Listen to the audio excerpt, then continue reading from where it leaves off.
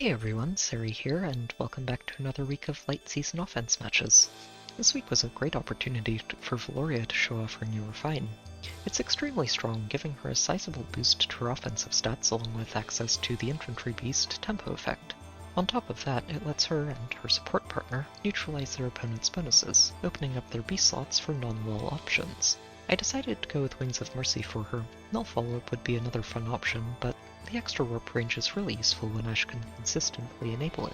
Time's Pulse runs things out, giving her access to a very consistent one-hit Galeforce. Ash herself switched over to Null follow-up, which is a great way to let her break through Medeus, or any other tar pit that might try to slow down the Beastforce train. Fury's a great way to get into Wings of Mercy range after a combat or two, and, thanks to Velouria, Heavy Blade gives her an easy one-hit Galeforce in most situations. Edelgard rounds out the team, offering them yet another unstoppable Galeforce, thanks to her Raging Storm effect. I've mostly stuck with her base kit. Ash typically gets her in range of the enemy team without needing to rely on Wings of Mercy, and the full Special Fighter acceleration from Armored Wall can come in really useful in some situations. I also leaned pretty heavily into attack stacking instead of Savage Blow, which is a lot less reliable now that Medeus is in the cards. The Rune made an excellent bonus unit for the team. A second dancer is always useful, and being a lance user meant that she could bring allied lance along for even more attack support. Together with Peony, Milla, Ash, and Edelgard, the team has access to up to 26 extra combat attack just from drive effects, making heavy blade checks and one-shots extremely easy to secure. The Beastforce team didn't get the whole week to themselves, though. It was also an Infantry School bonus week, which meant it was a great opportunity to dust off Fallen Ike. Supporting him with Lilith really opens up his beast slot options. I went with Nullsea Disrupt here, but he probably would have been better off with Spurn, or at least having a second team with that as an option. Attack Res Unity is a great way to even out his defenses while doubling up on benefits from debuffs to those stats, and is particularly helpful for dealing with Medeus. Lilith continues to impress me with how flexible she can be as a support. Here she's set up to use Sudden Panic, which really helps punish teams using Medeus or any other types of visible bonuses. Her warp effect is invaluable too, letting her find all kinds of creative positioning options. Eliwood made a fun bonus unit for the team. The bonus week stats let him perform multiple support roles at the same time. His health lets him run a consistent pulse tie while also being backup panic support. And while his bonus doubler can be a little inconsistent, since debuffs can misdirect it very easily, it does turn Ike into a monstrous ball of stats for the initial combats. Now that we've gone over the teams, let's get to the first match.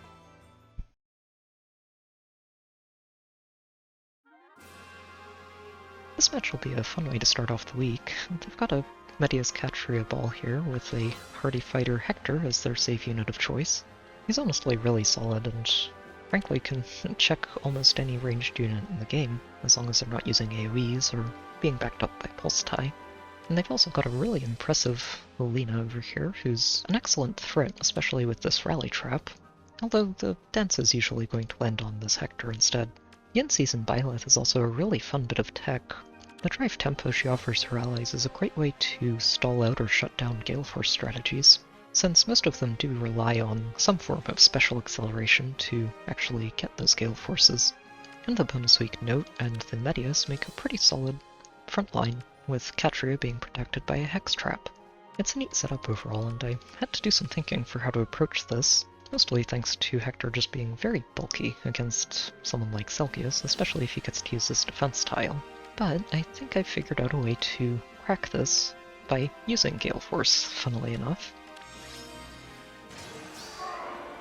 We're going to take a turn just to set up here and clear out these structures in the front. What do you want? Ready. And once we do that, we'll get ready to go in.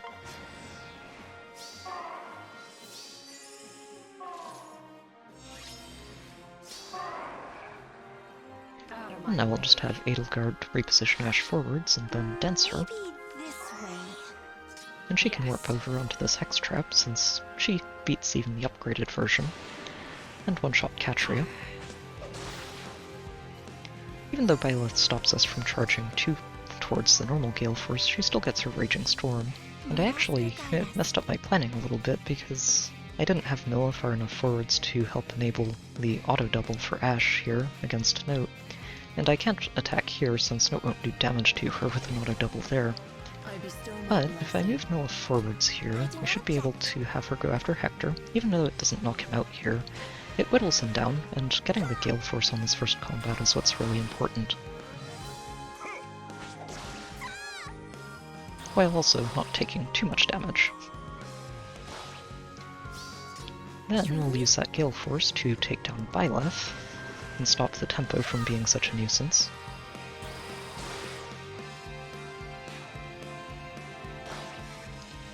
And that lets the Rune wing in all the way across the map to dance her. And without tempo slowing her down, Edelgard can actually take this note down over a couple of combats, and getting her second Gale Force, and using it to finish her off.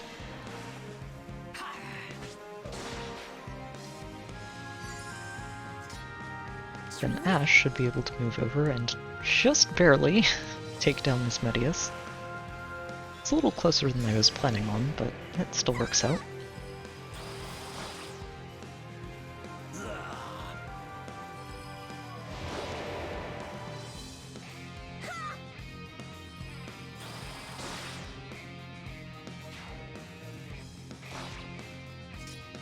And then Velouria can warp in and take down this Hector.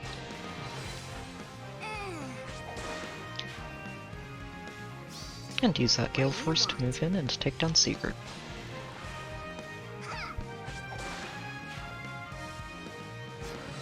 And Lilina can't move anywhere, so it's easy enough for us to just move in and clean things up.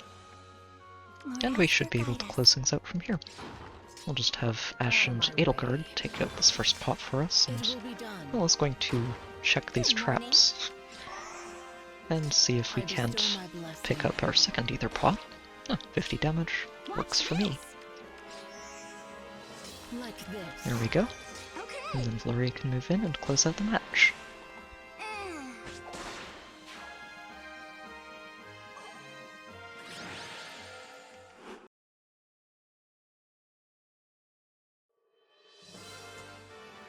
This match is going to be a bit of a slower one. They've basically just got an in-season legendary map with mythics to help mitigate lift loss. And they're all pretty boxed in, except for Yune, who can actually fly out over this mountain and potentially catch someone, but I don't think they're really counting on that or expecting it. Honestly, that seems more like a fishing map than anything else, since they do have a pretty solid collection of golden thrones, and still didn't even deploy a bonus structure for the week. So I'm really not sure. This doesn't seem like it would be the best they can put together, but I guess that's all they're willing to present at this point in the week. I'm not expecting Ike to have any problems here at all. We should just be able to move him in. My turn? And rally him too. Lord, ask her guide us. Where? And then just start moving Like everybody this. into Ready. collected Aether pots and watch Ike do his thing. Yep. Rallies move in, Micaiah does hers, and Ephraim almost gets a chance to survive the normal hits from Ike. But doesn't quite manage it.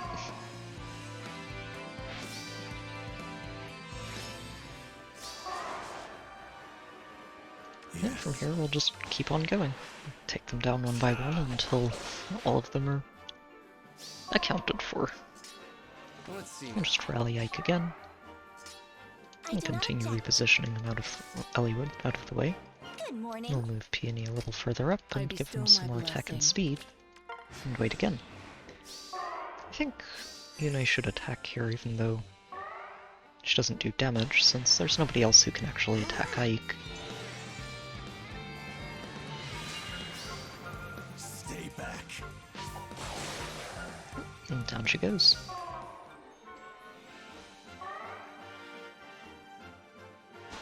And then Pathfinder lets Micaiah in to not really accomplish much either. Destroy it all.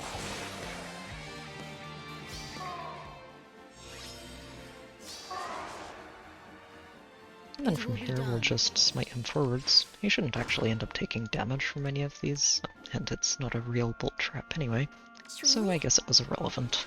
What's your plan? We'll just have Lilith and Hollywood start moving up to claim this Aether pot, and we will actually end up taking some damage thanks to this bolt tower. What now? So we'll just have Ike move in and take down Sothis. Boy should never actually attack him, so we'll have one more turn before we close things out. Ready. And Peony will pick up the Aether pot, and we'll say go. Yep. Bolt Terror comes through. Note moves in. Can do 6 damage. She comes close. It's not quite close enough. And then we'll just have Lilith warp in, pick up her second Aether pot, and let Ike move in to close out the match. I'll destroy it all.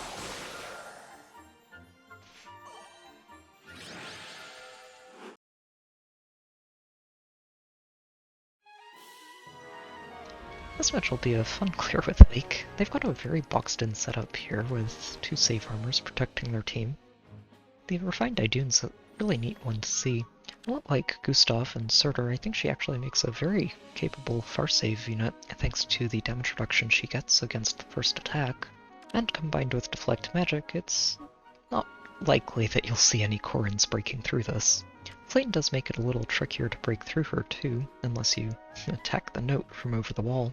But if you can't end up breaking through the Idune, this can be a tricky team to handle, especially if you open up this corner and let them get access to these defense tiles. It's been interesting to see more Mamories show up too. I do think she's a solid enough near save unit, and I'm interested to see what she and the rest of the TMS units get for their refines.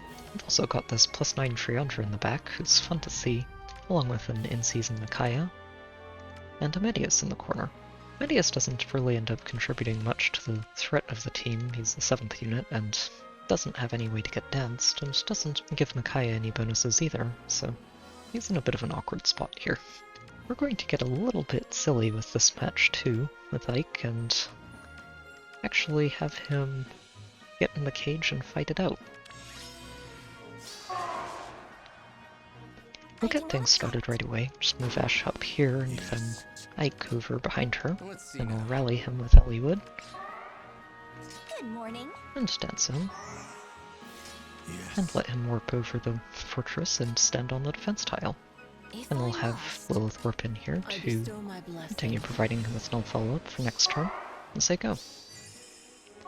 While we don't get to take advantage of the Infantry School or the Panic Menor here, Ike should not have any problems clearing his way through all of their team, except for Micaiah, since she decided to flip the debuffs that Flame got. Yeah, Triandra's not having a good time with this. And Mamory, well, she is a green unit, even with a defense tile and a lot of defense. It's not going to end well for her.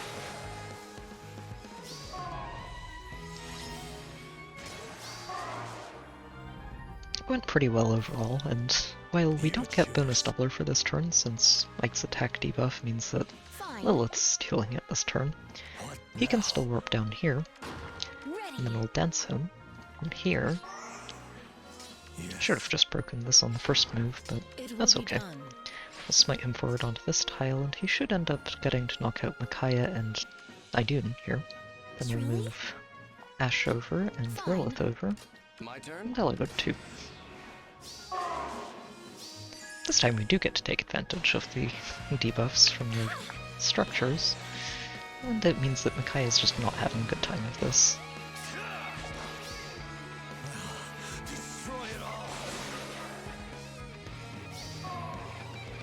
Note moves first, which lets Idune into attack, and she might actually survive this thanks to the defense tile.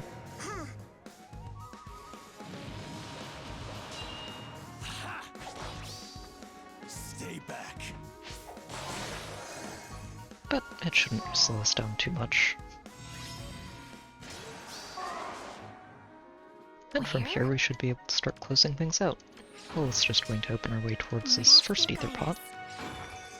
We'll move Ike down and collect the second while dancing him back into the choke point here.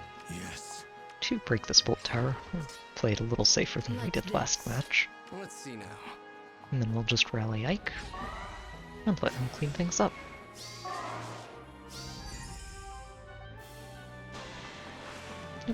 Medeus moves in, but it's... yeah. I'll follow up means Ike's not having issues here. And he actually has enough res to mostly ignore the damage reduction too. Although Medeus does still get some, just from having Nidune nearby. Nidune should actually survive this one too, since we're going to land the Aether on her damage reduction. But Nott is not going to survive this.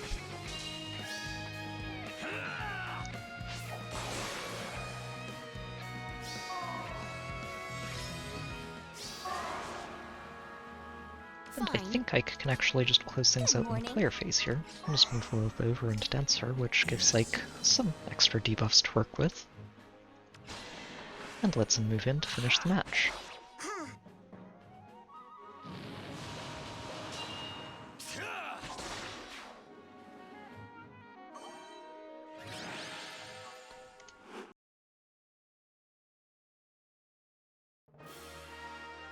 This match will be another fun Beastforce clear. They've got a cav line with 2 notes to help enable the Reinhardt over here to reach the same tiles as the Brave Lyn on the other side of the map.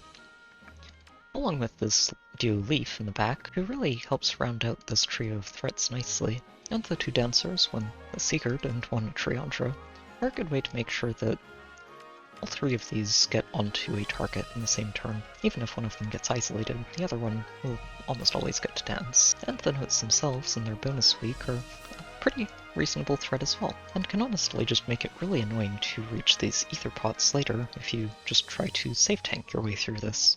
They set up their traps to try and deter any hit and run approaches though, which means they leave themselves a little bit exposed to Galeforce instead, which is exactly how we're planning to approach this. We should be able to clear out most of this on the first turn and then just pick up the Aether pots later. Edelgard flipping Ash forwards means that Peony can jump past Velouria and dance her, then she can start things off by one-shotting Lyn.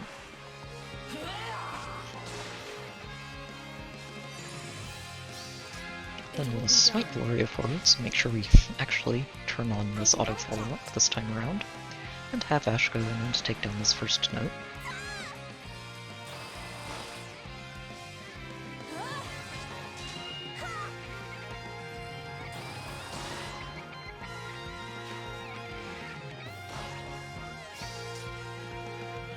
And then we'll have Velouria jump past her and take down this Leaf.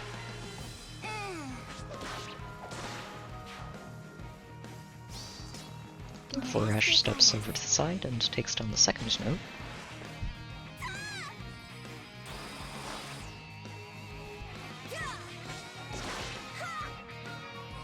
Which also helpfully puts her directly into Wings of Mercy range. So we'll have the Wings of Mercy in and dance Ash. Then we'll just continue getting all of our Gale Forces. Edelgard can one-shot Sigurd without any issues. And then we'll have Ash move up here to block Triandra in her corner here. And Velouria will move over to finish off Reinhardt. And then Edelgard will just use her extraction to break a structure.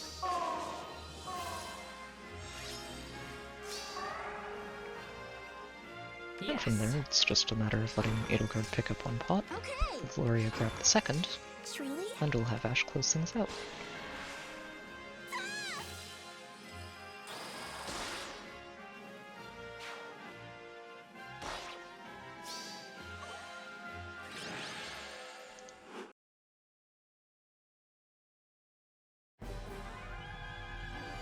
This match will be another slower one. It's a boxed-in setup again. And we do have some fun units in here, including this +5 Corrin who's in season, and a Myrrh who's a fairly new face to defenses. I do think that having Warp Bubble, a lot like Gatekeeper, means we might end up seeing more of her than some people might expect right now, especially since she's a lot bulkier and potentially more threatening than Gatekeeper himself is, even if she is mostly locked to wind seasons. They're also protecting their team with a couple of saves, including this very nice Formiliana, and a Valentine's Lucina as well. The number of rallies on the team can also make this pretty difficult to just bait out, just by stopping the team from actually attacking you, but it is pretty vulnerable to just getting sniped down from over this wall, as long as you have a ranged unit that can break through Liliana. I'm not expecting Ike to have too many problems with this, although the Mer might end up surviving a combat with him. The damage reduction she gets is actually pretty significant, but he'll be able to pull through by the end. I'm going to get things started right away, just to give us a little bit of leeway to dodge this warp bubble on the first turn. And then we'll just have Ash reposition Peony. We'll have Eliud jump over here to rally Ike. Fine. Then have Lilith repositioning over. You choose. And let him plonk himself right in here. Isolating Mer and Liliana means that we should be able to get some more knockouts than just Lucina this turn, who's definitely not going to have a good time with Ike. Mer moves over, and she'll survive this, but she's not really threatening Ike too much, even though she does get to do a chunk of damage to him.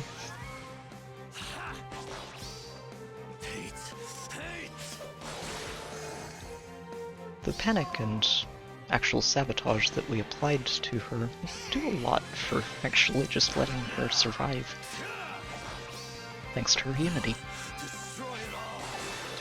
Liliana, though, doesn't really have as good a time.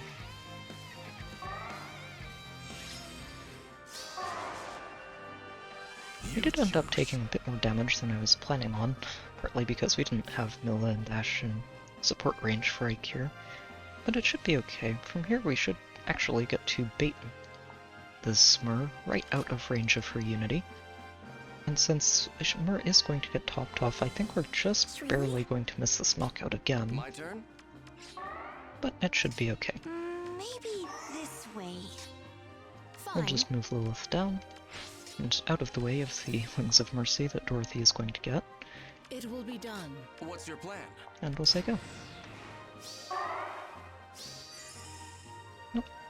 Rallies come through first, and then Mer moves in. But without her allies backing her up, she's not quite as spooky. Oh, and we will get to knock her out here. Good.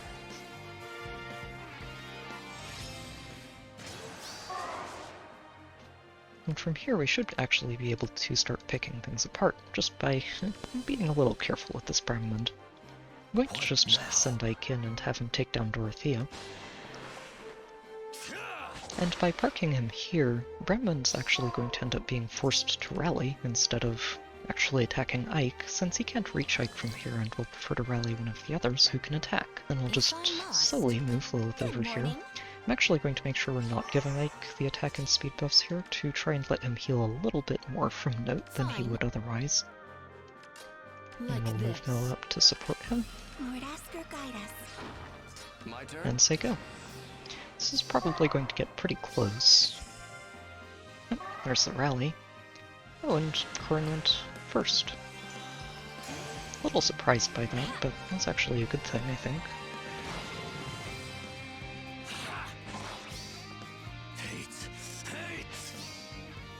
Unless we don't have enough health to survive the Nott. Nope. Thankfully we do. Got very close, though.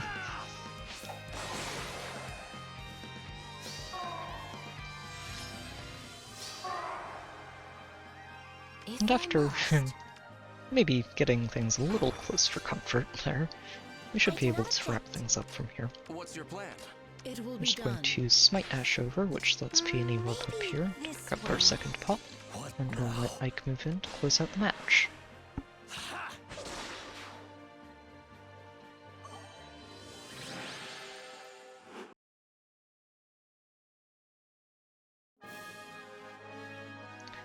This match will be a fun one near the end of the week. They've got a pretty solid team here, starring this maxed out Brave Hector as a far-save bodyguard for them, along with an out-of-season legendary Byleth for some null follow-up support, and I think mostly as an option to delete enemy Brave Hectors, since the speed-based null follow-up doesn't really do too much for Medeus, although it can do quite a bit for this leaf if he gets a chance to use it. They also have Catria support here, which is always a good way to make a dark defense spookier, and a recently formed Dancer Eltigan. I didn't manage to get Sudden Panic in the Hall of Forms for mine, but it is neat to see it. I do think it's one of his better B slots. They've also got a bonus week Note as a pretty spooky threat, honestly. If she gets to use this Deathblow, it can do quite a lot of work. And Medeus is their frontliner, whose Kanto control can make him a pretty difficult opponent to navigate around, especially when combined with his natural bulk. They don't, however, have a way to prevent us from warping in on them, so this should be another pretty straightforward Galeforce clear once we get things going. I'm going to take the first couple of turns to just clear out these structures in the front and get into position. I bestow my blessing. Truly? What do you want? And then, after this, we are going to need to rearrange our formation so that we aren't getting panicked. We'll just move Peony down, Edelgard up, Velouria down here, and dash up a tile.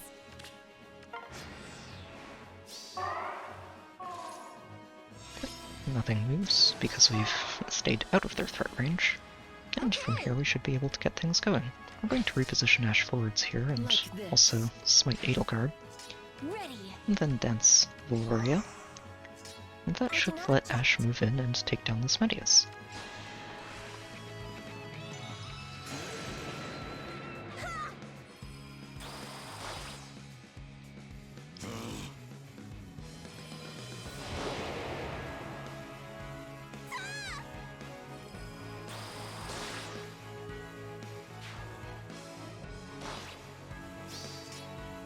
And that'll let Edelgard warp in and start taking out their squishier targets. Leaf isn't going to be able to survive her in the enemy phase. Then we'll move Ash over here to one-shot Byleth, and get herself just barely into Wings of Mercy range.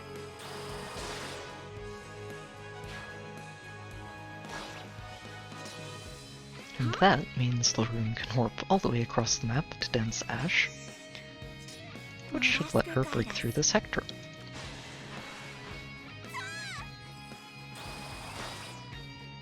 You can do a chunk of damage back, but it's not quite enough to break her.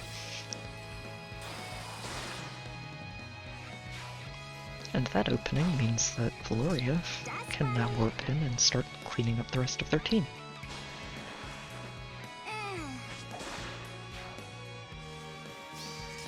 What do you want? And with those two down, we're just going to move Edelgard over, and make sure that she doesn't actually knock out this Eltigan in one hit, so we can have a chance to pick up these pots.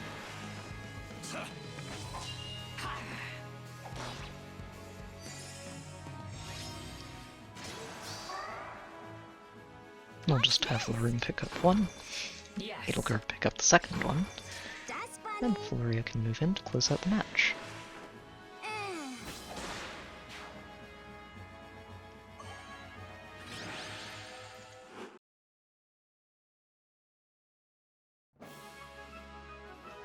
This match is going to be a fun one at the end of the week. They've got a pretty solid sort of catapult trap here, involving the Azura, the 7th unit Dogger, and a rally from the Lysithea. Assuming everything goes well, the Azura moves into Dance Dogger, which extends the threat range of the map significantly, and then Lysithea moves into Rally Azura before getting danced herself by Triandra.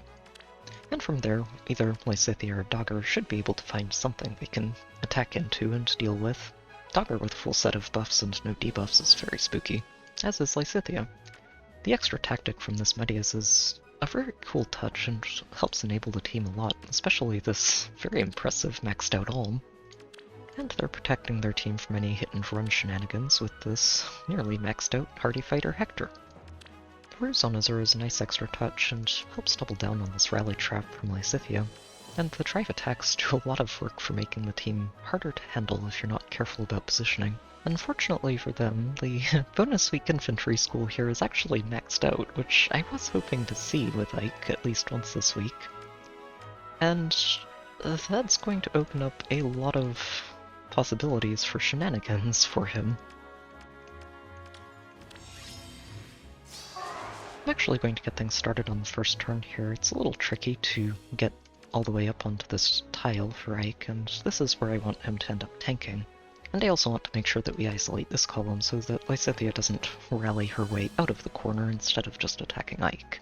So we'll start by completing Ike's buff spectrum with a rally, and then just move him forwards, to have Peony dance him, This way. and then move him all the way onto this trap. I'm not actually going to attack this dogger. Even after she gets danced by Azura, she can't reach Peony here, and I'd rather not give Ulm access to these drive attacks when he moves in. If I must. Lilith, meanwhile, can warp all the way across the map to enable Ike's unity, I bestow while my Milla moves blessing. over here to make sure she's in range to buff him, Truly? and we'll just reposition Eliwood over to the right. The first thing that should happen here is Ulm moves in to attack, and he can get a chunk of damage done with this swing. Yeah, but he's not going to have quite enough follow-up from his team to finish Ike off. Dogger gets danced and should move in to do a little bit more damage here.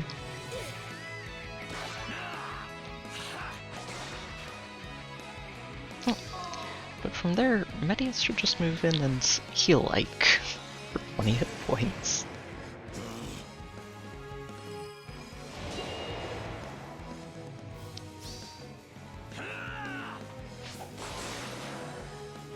Lysithea, I think, moves next. She does do some damage to him, but it's not, again, enough to actually threaten him. And then Triandra should just move in and heal Ike for another 21 health.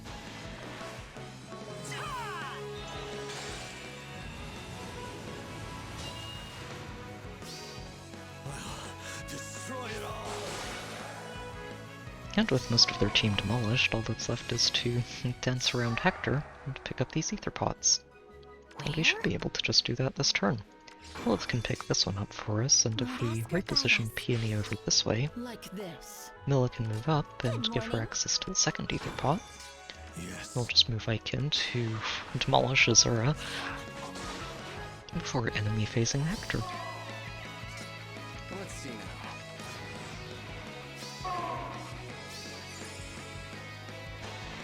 Who, a lot like the rest of his team, can do some damage, Stay back.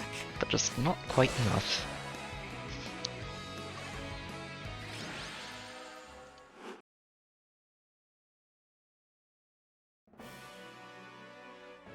This match will be a fun one to close out the week with. It's not every day that you see a maxed out Sigurd on a defense team.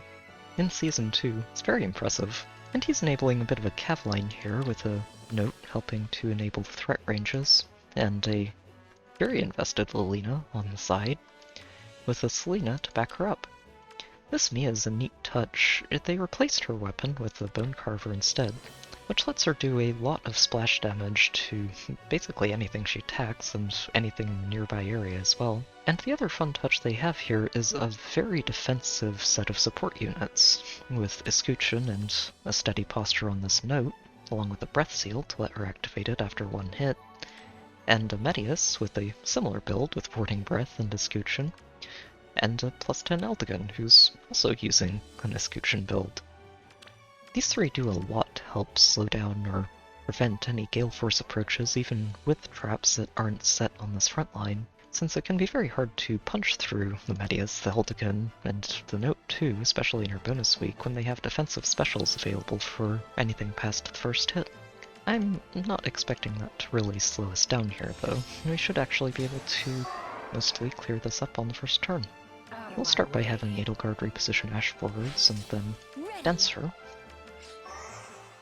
which will let her warp in to knock out the Selena for her first Galeforce.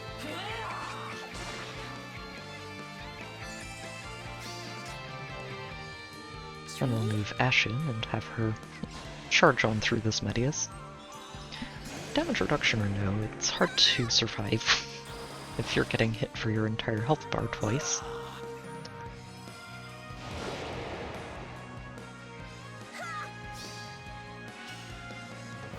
And he also does a very good job of pushing Ash into Wings of Mercy range for us. Then Edelgard's just going to step over and take down Lorena.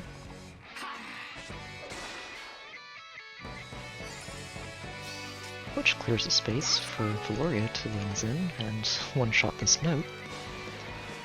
Even with the posture, the new refined and updated Infantry Beast effect means she gets an instant Galeforce there, and can then move over and just barely survive with Sigurd with another Galeforce attack. I will see it done. Which also helps us to box in this Mia. And Ash can't quite actually carve through this Altgun thanks to that escutcheon, so we'll just have Laroom wing in and not dance, which lets her move in and actually take him out.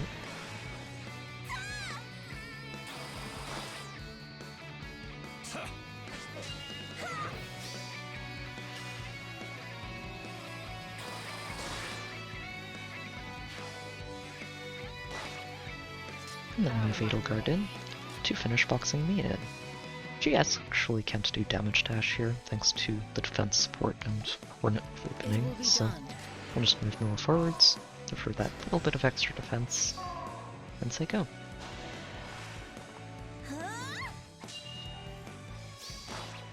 Yep.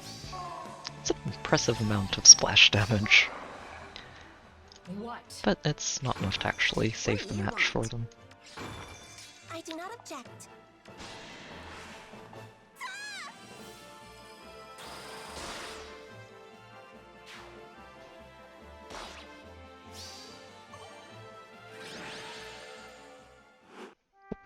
It was another fun week overall. It's really great to see the Beastforce team doing this well, especially after Velouria's Refine. I've been looking forward to it for a while. And having Fallen Ike do his thing too was a lot of fun, especially in that match near the end of the week. I do have a Discord channel if you'd like to hang out and chat. There's a link in the description, and I've also got a Patreon page there too if you'd like to help support the channel. As always, I hope you've enjoyed the video, good luck with your own matches, and I'll see you next time.